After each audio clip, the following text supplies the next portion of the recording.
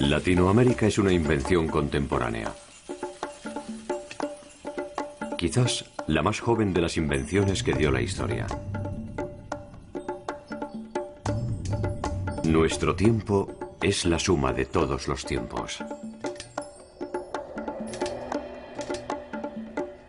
La creación de un legado histórico acorde a las necesidades del presente no es más que una forma disimulada del olvido.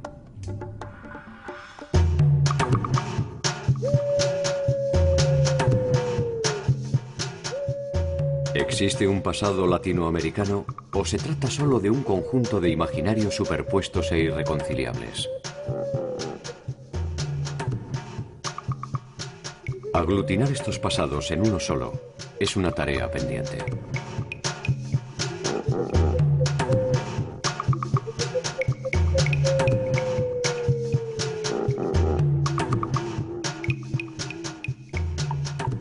Ciudades, migraciones, ciencia, arte, tecnología, comercio, espiritualidad, invasiones, resistencias, odios y alianzas son los previsibles eventos de nuestra historia.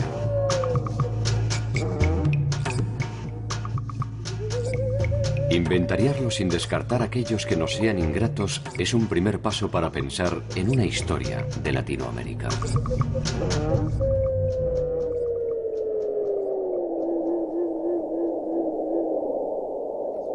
¿Cuáles fueron esos imaginarios y de qué manera se construyeron a lo largo del tiempo?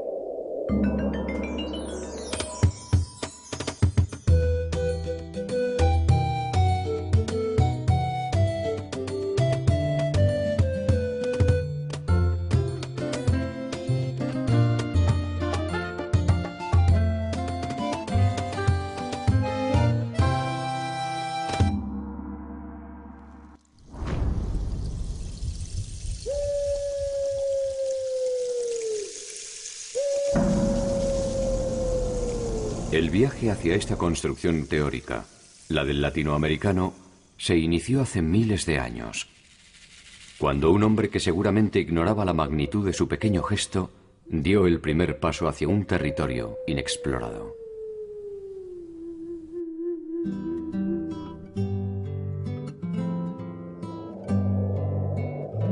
Estudiar el origen del poblamiento americano, los primeros seres humanos que llegaron a América, es muy importante porque nos permite entender este proceso que comenzó hace 5 millones de años en África y terminó hace 10 o 12 mil años en la Patagonia argentino-chilena. Estos primeros grupos de cazadores, recolectores que llegaron a América se expandieron por un continente vacío de seres humanos en ese momento, relativamente rápido, y llegaron en pocos miles de años al extremo sur, a Tierra del Fuego.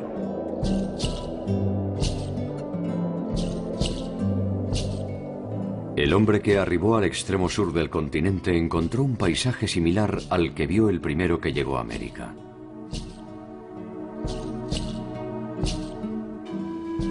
Sin embargo, ya no era el mismo. Entre esos dos polos extremos se edificó el complejo mundo de Latinoamérica.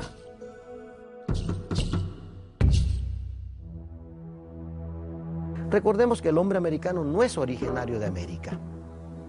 El hombre de América llegó, si bien es cierto, llegó hace muy poco, no hace más de 50.000 años, pero cuando llega ya es Homo sapiens.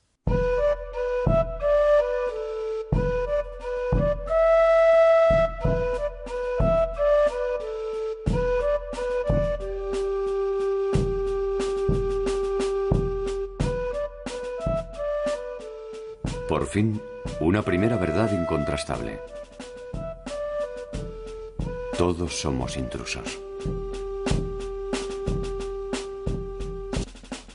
Si la historia del hombre en Latinoamérica hubiera sucedido en un solo año, habríamos tardado 9 meses en abandonar la vida nómada para transformarnos en agricultores.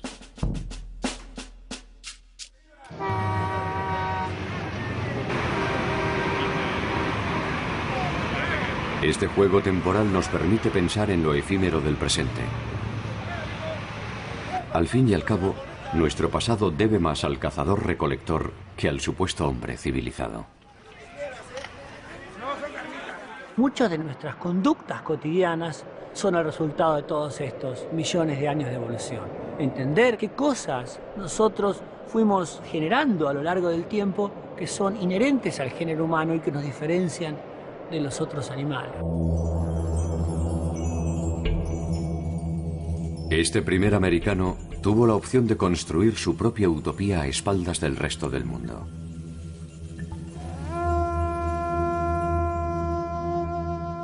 ¿Lo hizo? ¿Fue capaz de reinventarse en el nuevo territorio? Esta idea no ha favorecido mucho al estudio de los pueblos precolombinos. Pensar que son diferentes al resto de la humanidad. Y es no me ayudes, compadre, es negar la universalidad de estos pueblos. Son tan humanos como los griegos, como los romanos, como los egipcios, con aciertos y con errores, ¿no? Entonces la gente que piensa que estas son culturas únicas, que hay que verlos inclusive con otras perspectivas, no. Hay una universalidad y por supuesto que hay una singularidad de los pueblos.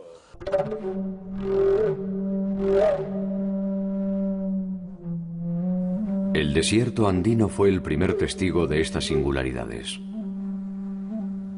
Por primera vez, un grupo de personas se agrupa en torno a un concepto de unidad que trasciende las necesidades de subsistencia. O sea, el Perú estaba poblado hace 12.000 años. Hace 10.000 años empiezan a combinar sus actividades de apropiación de los recursos que necesitan para la supervivencia con cultivo de plantas. La sociedad originaria de Latinoamérica reúne sus conocimientos en torno a un ideario común. La domesticación de plantas y animales producirá una invención económica decisiva: el excedente. Con él llegarán los primeros agrupamientos, las aldeas y finalmente las ciudades. La más antigua de Latinoamérica está ubicada en el departamento de Lima, al norte de la capital peruana, en torno al valle de Supe, y se originó 3000 años antes de Cristo. Caral.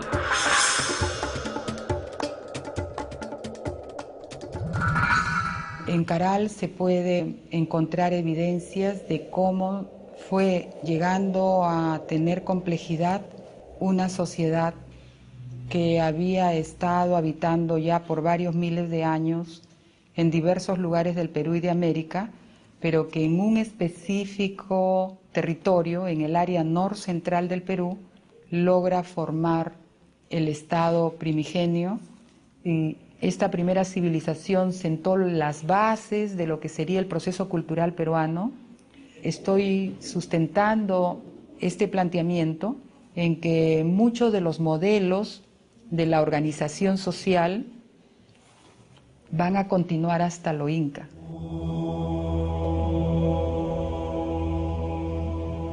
La ciudad sagrada de Caral fue ocupada ininterrumpidamente durante algo más de 1000 años, ejerciendo su influencia en una amplia región de los Andes. Allí, el conocimiento adquirió un valor superlativo y definió los roles de la comunidad.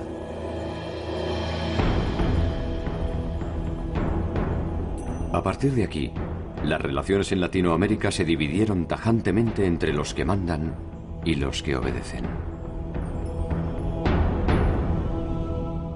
Yo tengo la capacidad de extraer los excedentes de la sociedad, pero al mismo tiempo yo le doy a la sociedad servicios, como decirle cuándo debe cultivar, qué calendario productivo vamos a tener, las ferias periódicas de intercambio que organizo.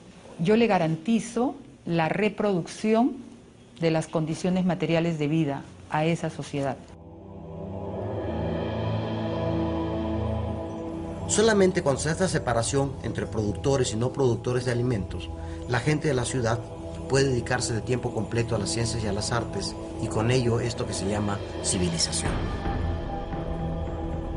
Con una superficie de 66 hectáreas, Caral posee más de 32 estructuras públicas, incluyendo templos, pirámides y conjuntos residenciales. Su carácter ceremonial define un nuevo esquema de relaciones que se sustenta en el poder de sus líderes.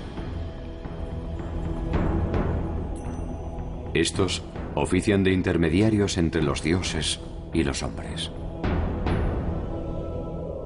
Caral es la primera muestra de un modelo de convivencia que en Latinoamérica, como en el resto del mundo, se desarrollará en torno a las grandes ciudades.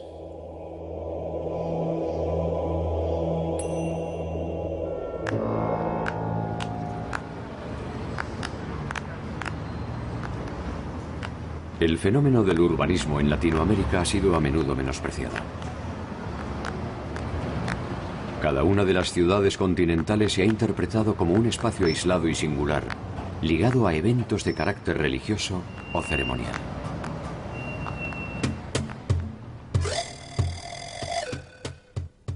Sin embargo, el urbanismo fue un proceso intenso y progresivo que no se detuvo hasta nuestros días.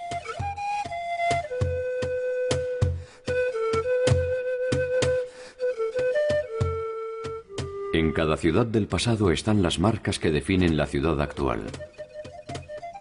Centralización administrativa, diversidad, hacinamiento, servicios públicos, competencias políticas y religiosas.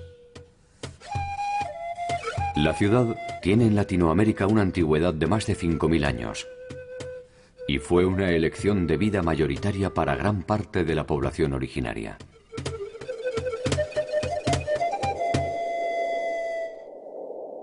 El norte del actual territorio latinoamericano ha sido identificado como Mesoamérica. Allí, la vanguardia de la expansión civilizadora tuvo como protagonista al pueblo olmeca.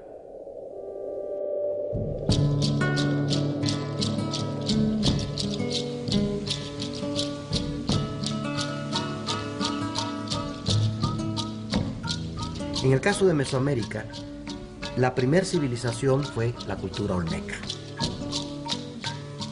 Olmeca es una palabra de origen náhuatl que quiere decir la gente que vive donde crecen los árboles de hule.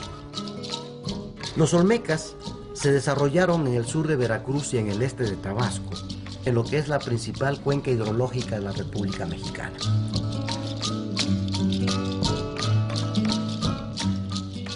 Por primera vez, una civilización establece un sistema de relaciones entre lo espiritual y lo terrenal, mediante expresiones simbólicas complejas y monumentales. El vasto territorio de Mesoamérica ha estado ocupado ininterrumpidamente desde cuando menos 10.000 años antes de nuestra era. Pero va a ser hacia 2500 antes de nuestra era, más o menos, cuando comenzaron las primeras comunidades agrícolas. Los olmecas sentaron las bases de la organización regional en torno a un orden que regía no solo las condiciones sobrenaturales, sino también las acciones cotidianas de sus habitantes. Quizás lo más importante de los olmecas es de que plasmaron gráficamente una ideología que posiblemente existía desde mucho antes, pero como no se plasmaba en materiales duraderos, no había llegado. Entonces los olmecas son los creadores del primer sistema semiótico de comunicación en Mesoamérica.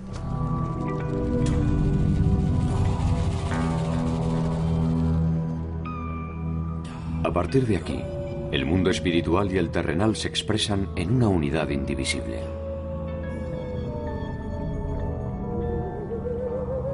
La fe de los pueblos descansa en el poder de los dioses, que son interpretados por los jefes espirituales. Estos no tardarán en entender que cuanto más poderosas sean sus deidades, más privilegios les corresponderán.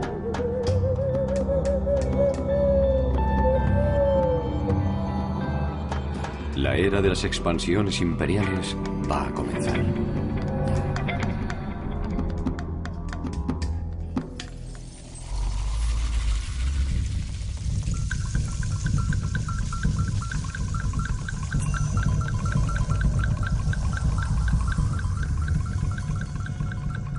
En el inicio de nuestra era, el poder de las élites se concentra en las ciudades.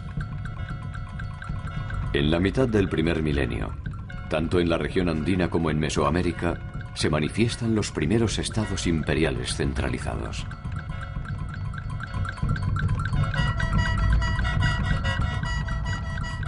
La ciudad es la nueva representación del poder. Sofisticadas, complejas, enigmáticas, superpobladas y temibles.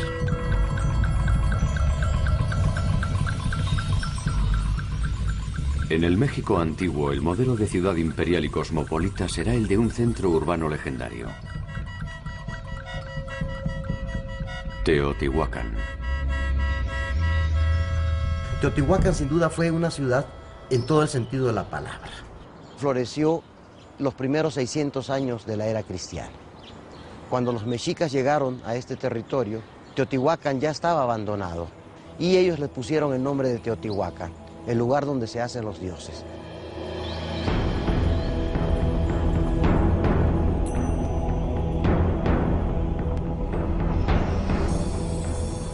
La ciudad que deslumbró a los mexicas fue la más influyente de su tiempo. Numerosos pueblos de la región la eligieron como su lugar de residencia, estableciendo pequeños guetos en torno al centro ceremonial.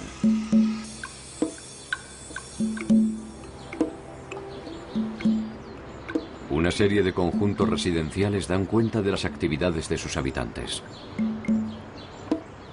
La división del trabajo se hace evidente y la especialización artesanal define la distancia entre el campo y la ciudad.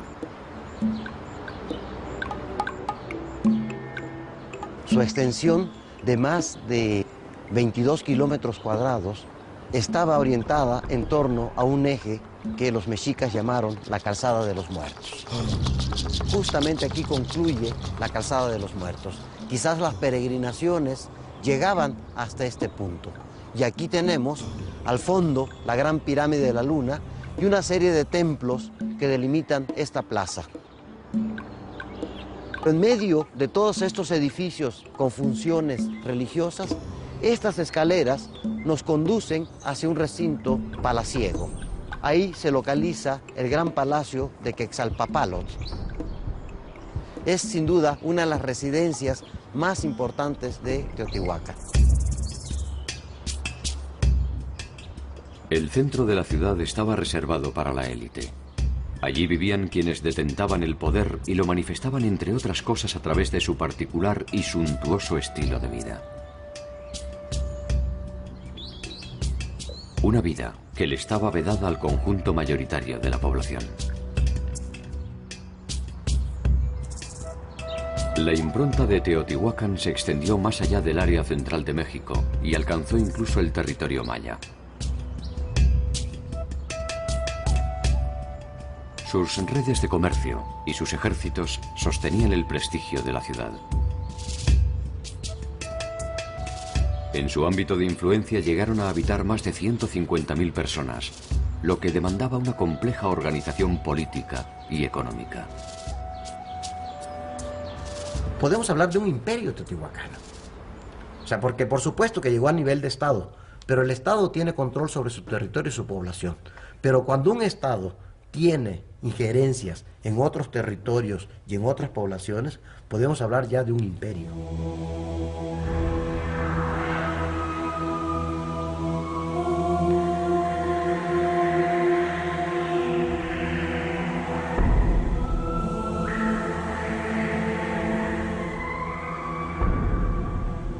Como todo imperio, tiene leyes que cumplir. El crecimiento demográfico llevó al agotamiento ecológico y la desmesurada expansión territorial terminó debilitando la influencia teotihuacana. Ciudades que antes eran aliadas de Teotihuacán crecieron y controlaron las rutas que antes monopolizaba Teotihuacán. Y hacia 800 de nuestra era, la ciudad prácticamente queda abandonada. Vestigios de un incendio presuponen que la ciudad fue atacada o víctima de una insurrección. Otros pueblos heredaron sus dioses y sus ideas. También se llevaron consigo el olvido de las razones de su caída.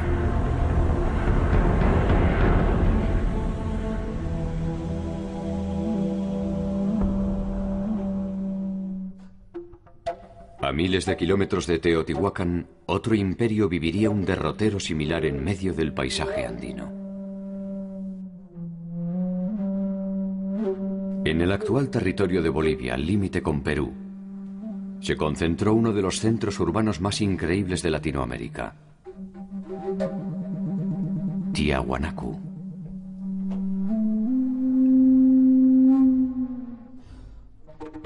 La ciudad, que fue símbolo de poder y religiosidad por más de un milenio, fue habitada por entre 20.000 y 40.000 habitantes.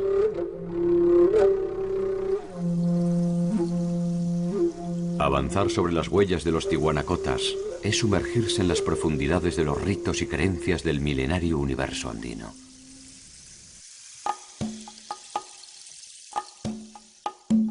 A partir de principios de nuestra era, gracias a la consolidación del territorio, el aumento de la población, la diversificación en la producción, los nuevos sistemas agrícolas que se van realizando en Tiahuanacu, el intercambio de productos, los excedentes, en fin, Tiahuanacu se transforma en un estado.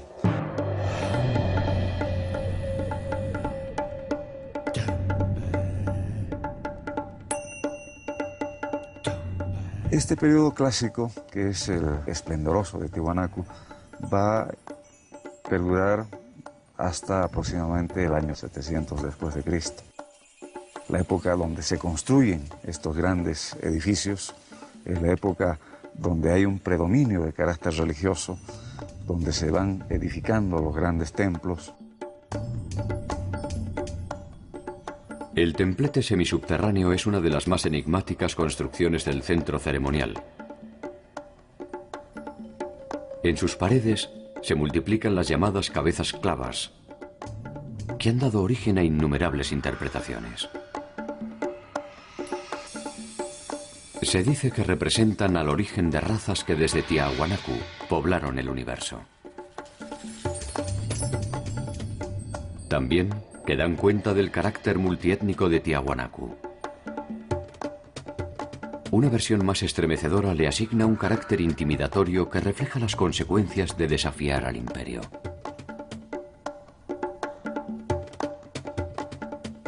De ser así, el templo no es solo una morada para los dioses.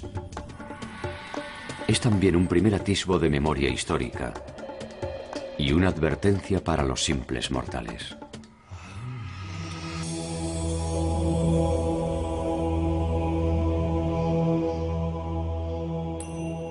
Hacia el 700, Tiahuanacu se va transformando en un estado militarista, expansionista, y vamos a tener este otro tercer periodo al que llamamos el expansivo, al que llamamos el periodo imperial, que va a durar aproximadamente hasta el año 1150, 1200, cuando se da el colapso de esta cultura.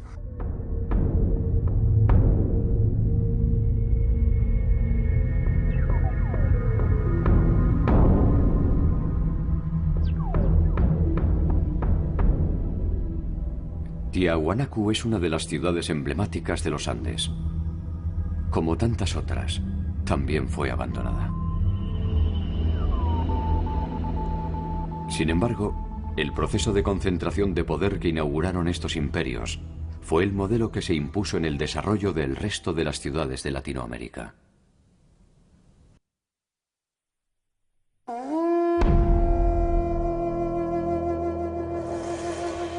Los contactos entre los pueblos se hicieron habituales, y el intercambio de bienes, servicios y saberes dio origen a nuevas ciudades cada vez más sofisticadas.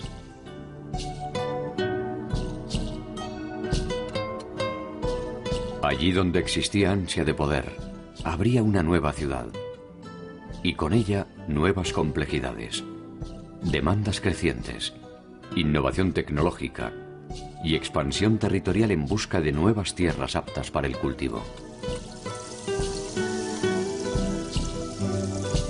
El intercambio y el mercado se consolidaron como ámbitos de interacción. Los pueblos tributarios se multiplicaron y la disputa hegemónica se tradujo en conflictos armados y estrategias de sometimiento. Militares, Científicos, astrónomos, artesanos, escribas y comerciantes especializados son los nuevos actores del mundo latinoamericano. La suma de todos estos saberes se concentró en el territorio maya.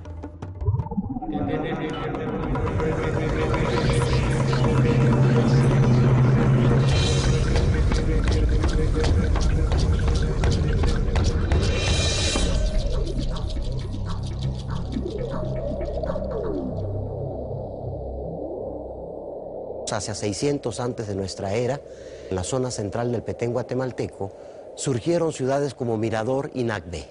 Prácticamente ahí fue el crisol de la cultura maya del periodo clásico. Desde ahí, esta cultura irradió por este vasto territorio, dando desarrollos regionales, locales, que de alguna manera conforman este mosaico cultural del área maya.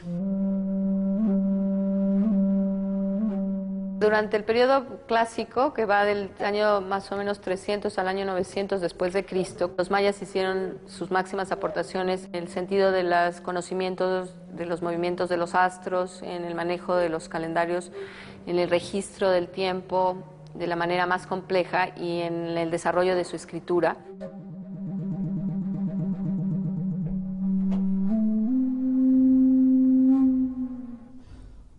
La escritura maya es el resultado de una evolución que se inicia en otros pueblos mesoamericanos, pero que los mayas llevan a su máxima expresión.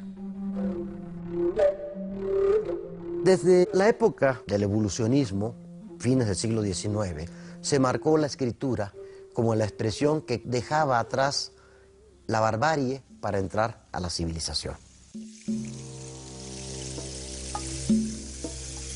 Desde el momento del contacto entre la cultura europea y el nuevo continente hasta nuestros días, el mundo occidental tuvo serias dificultades para entender la complejidad de estas civilizaciones.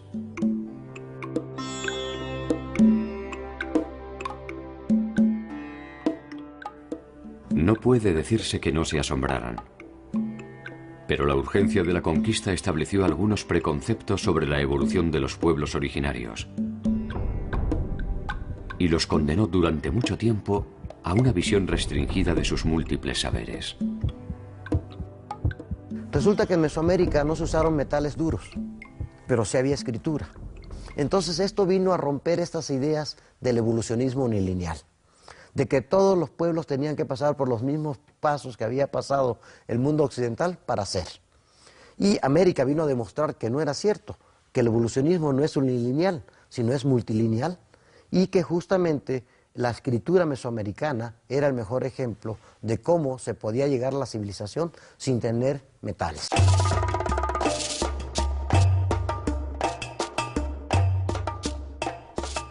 La escritura y los conocimientos estaban reservados a la nobleza. Ellos eran los únicos capaces de reconstruir mediante la interpretación de sus símbolos la vida de sus reyes y la de sus dioses, que de alguna manera eran una misma cosa. La escritura mesoamericana no registra la historia del pueblo, registra la historia de los gobernantes. ¿Sí?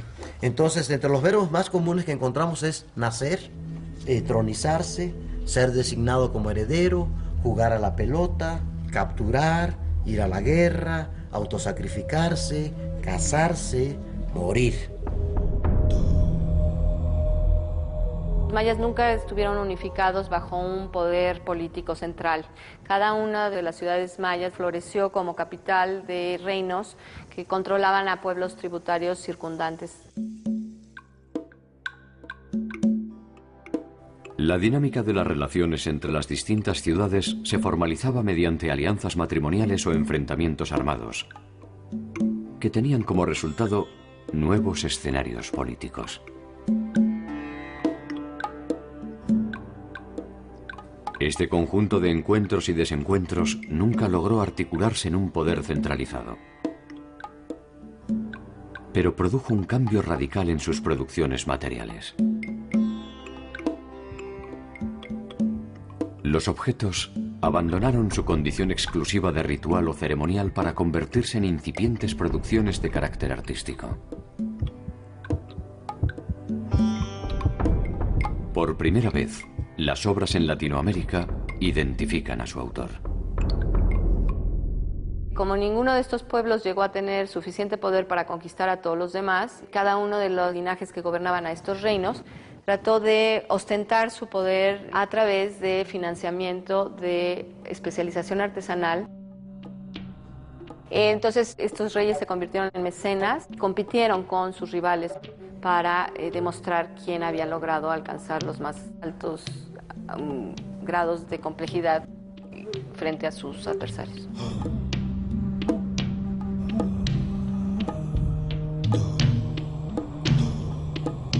Entonces, en este sentido, muy semejante a lo que ocurrió en la Grecia clásica o lo que ocurrió en el Renacimiento italiano, la competencia o la rivalidad política se derivó en una competencia en cuanto a belleza y a estilización y a sofisticación artística.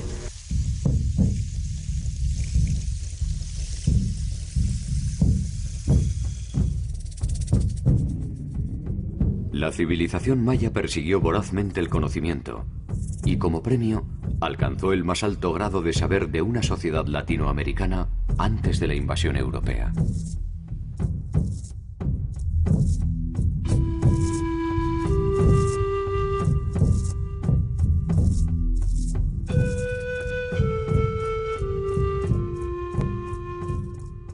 Hacia el año 1000 de nuestra era, este esplendor se había diluido.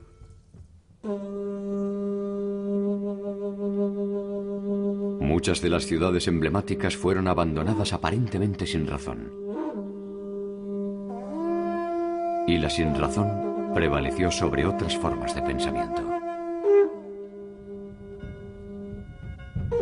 Chichén Itzá y Mayapán intentarán consolidar la diáspora de los pueblos mayas mediante estrategias hegemónicas.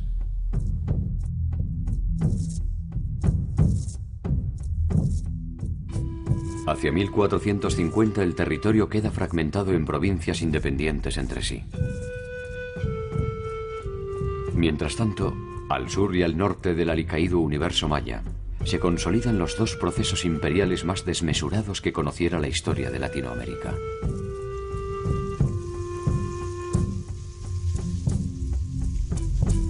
Es tiempo de cambios. A todo amanecer le llega invariablemente su puesta de sol.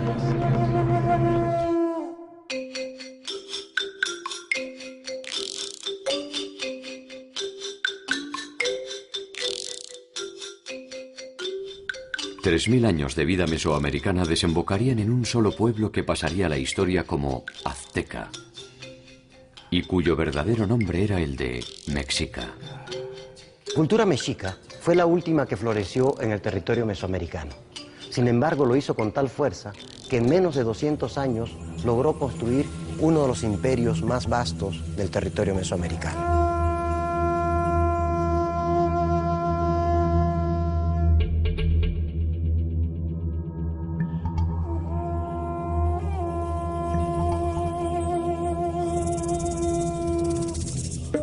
Tenochtitlan fue una ciudad fundada por los aztecas en un islote del lago de Texcoco en el año de 1325.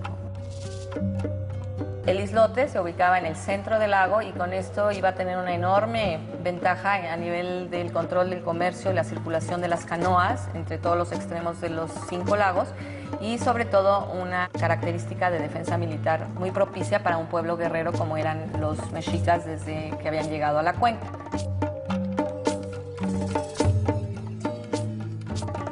A principios de 1400 se formaliza una alianza entre 3 poderosas ciudades mesoamericanas: Texcoco, Tlacopan y Tenochtitlan, esta última, capital de los mexicas.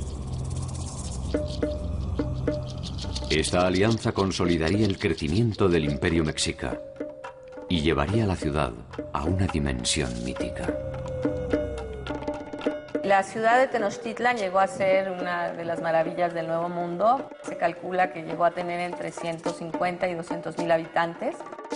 La ciudad tenía tanto calles construidas para circular como canales para las canoas y después estaba unida a la tierra firme por medio de 4 grandes calzadas. Y luego el corazón mismo de la ciudad era un gran recinto ceremonial de una gran plaza pública ocupada por edificios de tipo ceremonial y también edificios de tipo administrativo. Dentro de este conjunto de templos destaca la presencia de un templo mayor, el principal, un templo gemelo. Es un solo basamento escalonado, como cualquier pirámide mesoamericana, de cuerpos truncados. Y en la parte superior, dos templos gemelos, el de Tlaloc, el dios del agua, a la izquierda, y el de Huitzilopochtli, el dios de la guerra, a la derecha. La concepción del mundo mesoamericano tiene su representación en el diseño urbano de la ciudad. Esta es la morada de sus dioses y de sus líderes. Allí se concentra el intercambio que da sentido al cosmos. Los dioses proporcionan la bonanza y la furia. Los nobles deben corresponder con su sacrificio y su alimento.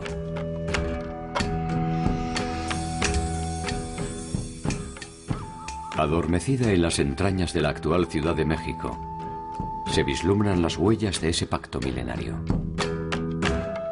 Había la casa de los caballeros Águila, a mano derecha del Templo Mayor, en donde se hacían las reuniones de la Orden Militar de los Caballeros Águilas.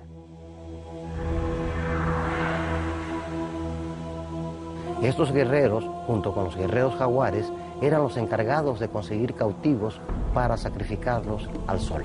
El sol se alimentaba de corazones y el pueblo mexica se había echado sobre sus espaldas la responsabilidad de mantener el mecanismo cósmico alimentando al sol con corazones de víctimas de sacrificios obtenidas en guerra.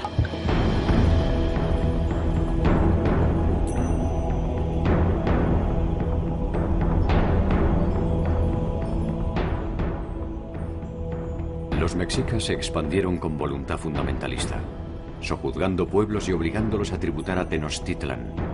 Allí se concentraron las más extravagantes riquezas de la región.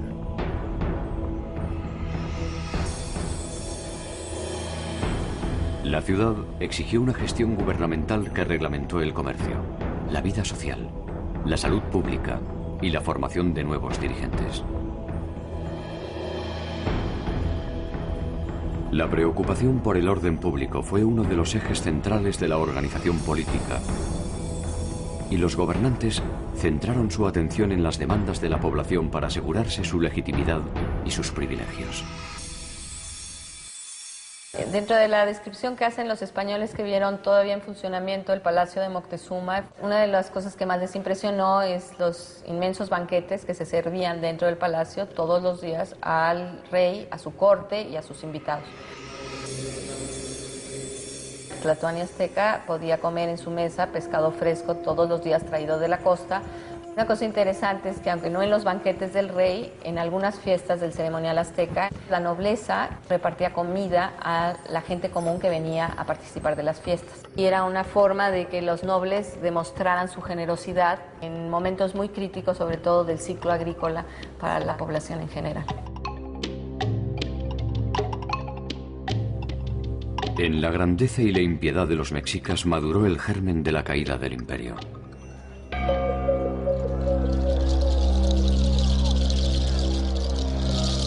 El descontento de los pueblos tributarios acechaba los privilegios mexicas, esperando una oportunidad que llegaría con el inicio de la invasión española.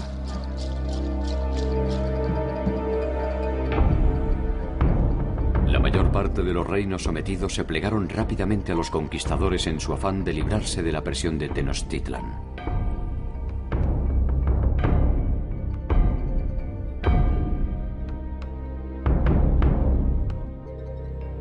Por primera vez, una fecha cierta da cuenta de la caída de una ciudad latinoamericana. El 13 de agosto de 1521, las fuerzas de Cuauhtémoc se rinden ante la alianza de españoles y nativos.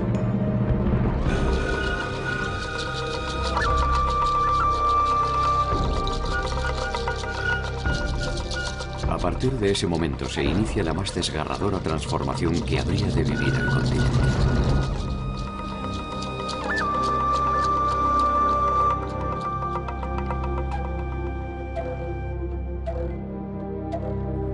Probablemente los mexicas pensaron que el mundo tenía la dimensión de sus conquistas.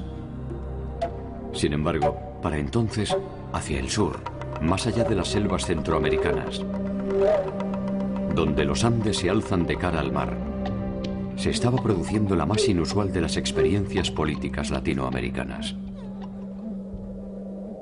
el Imperio Inca. Lo que llaman Imperio Incaico, que yo prefiero usar el término Estado, significa los últimos 100 años de la cultura prehispánica.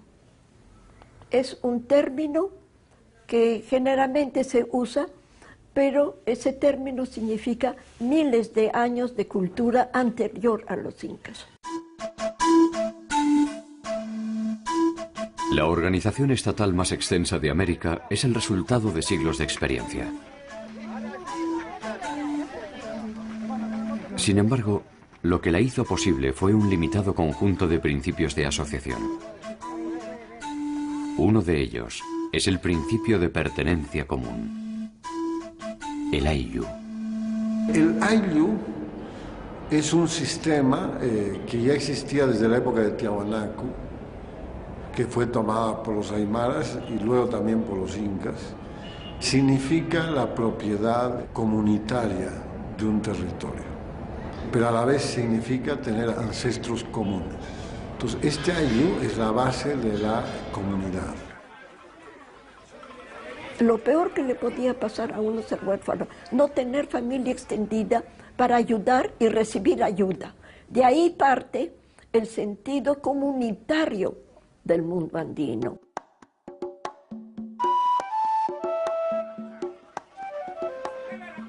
A este principio fundacional se sumará otro sobre el que se cimentarán todas las relaciones del mundo andino: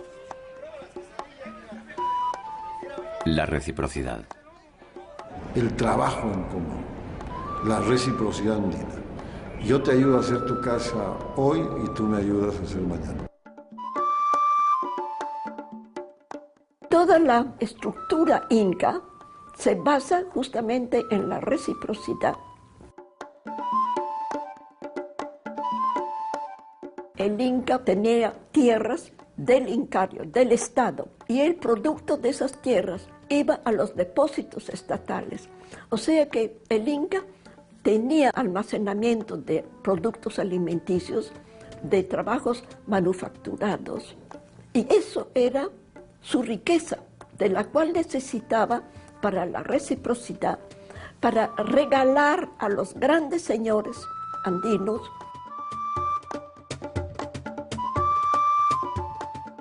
caminos, acueductos, fortalezas, residencias y depósitos imperiales dieron cuenta del poder hegemónico de Cuzco. El Inca todo lo ve y todo lo sabe. A medida que conquistaba nuevas poblaciones, su riqueza se acrecentaba y sus ejércitos sumaban el caudal de los derrotados a su propio torrente imperial. En poco tiempo, nadie se animaría a disputarle el liderazgo continental.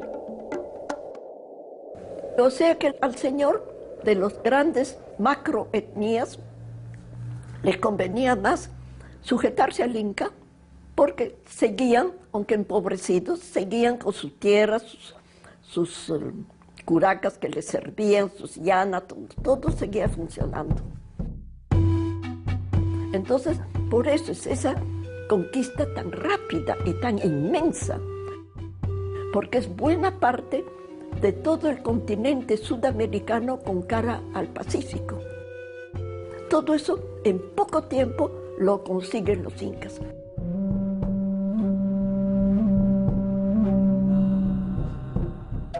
Piedra sobre piedra, los incas construyeron el estado más extenso de América. Cuzco fue durante un siglo la ciudad más influyente de los Andes.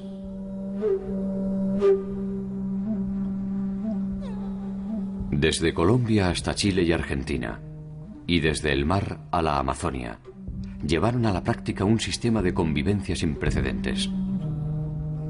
El matrimonio, la producción, la justicia, el trabajo. Todo es de incumbencia del Inca y en él reposa el equilibrio de este sistema.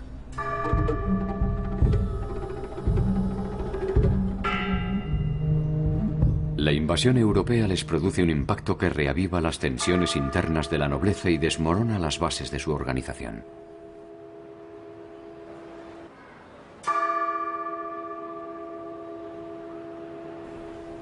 «40 años después, al mando de un escaso grupo de rebeldes, Tupac Amaru, el último de los Sapa incas, muere ejecutado en la plaza del Cuzco.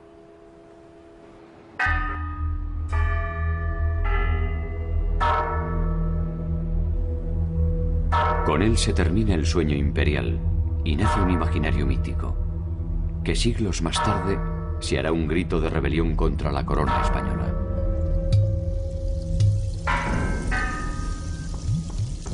Con él se fue también la última organización estatal compleja y originaria.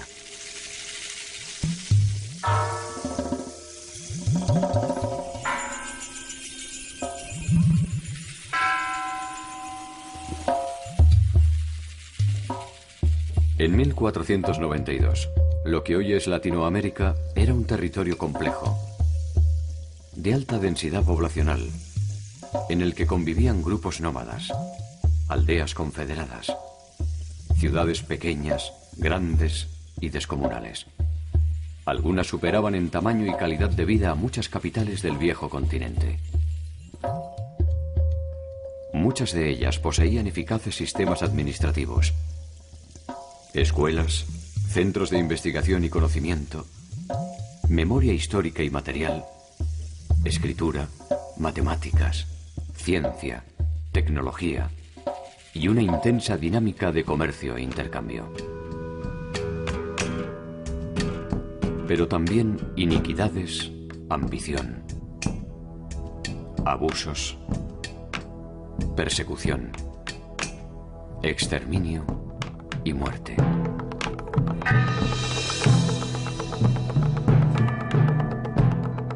Por razones que no son difíciles de imaginar, toda esa diversidad fue interpretada como un territorio virgen y sin pasado.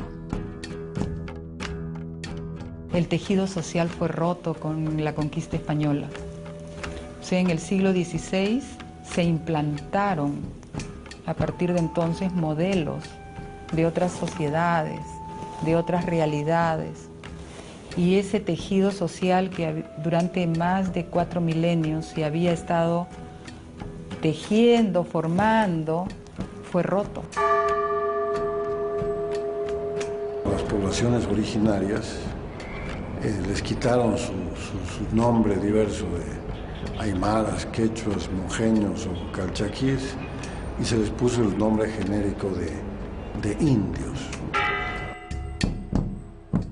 Un reino se apropia de un nuevo territorio.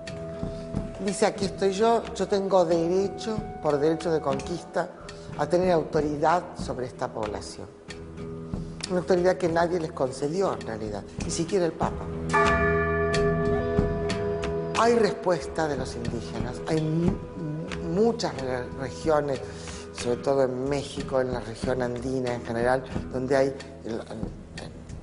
la perduración de comunidades en plena Amazonia, donde las sociedades indígenas han logrado recuperar su energía, su lugar, su identidad, y está peleando muy exitosamente por eso, pues se nos puede ignorar que, digamos, hay una pérdida enorme. Las tradiciones, yo diría que lograron sobrevivir vistiéndose de cristianas.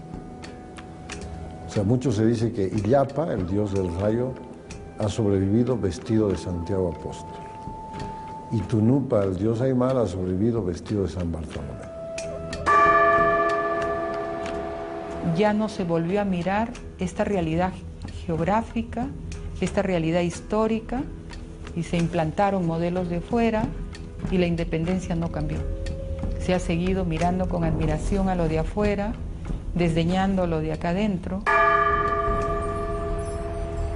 Si hay una pérdida, hay una aculturación, Pero hay también una masa enorme de inmigrantes europeos, viejos y nuevos, antiguos o recientes, que se fueron jalonando a lo largo del tiempo, que también han hecho de esta América su tierra y su hogar.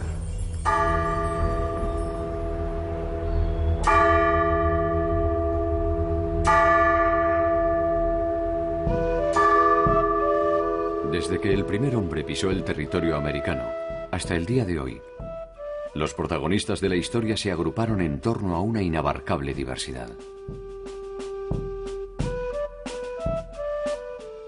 Estas individualidades se aglutinaron en una sola a partir del inicio de la invasión europea.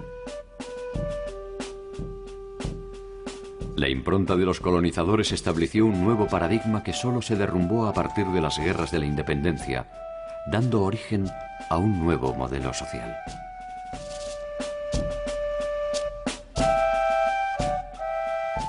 Esta nueva identidad define el pulso de nuestro tiempo en una puja constante entre la matriz de los pueblos originarios, la herencia europea y la irrupción del criollo. ¿A cuáles de estos pasados les debemos nuestro presente? Es todavía un dilema que intentamos resolver. Por momentos, de la nada podemos hacer un mundo. Por momentos, nuestro mundo no vale nada. Los complejos y ricos episodios de la historia latinoamericana son a veces difíciles de articular en un solo discurso. La historia no es más que un puente entre lo que fuimos, lo que somos y lo que queremos ser. Desde allí, quizás, podremos intentar dilucidar cuál de todos estos imaginarios es el que le da sentido a nuestro tiempo.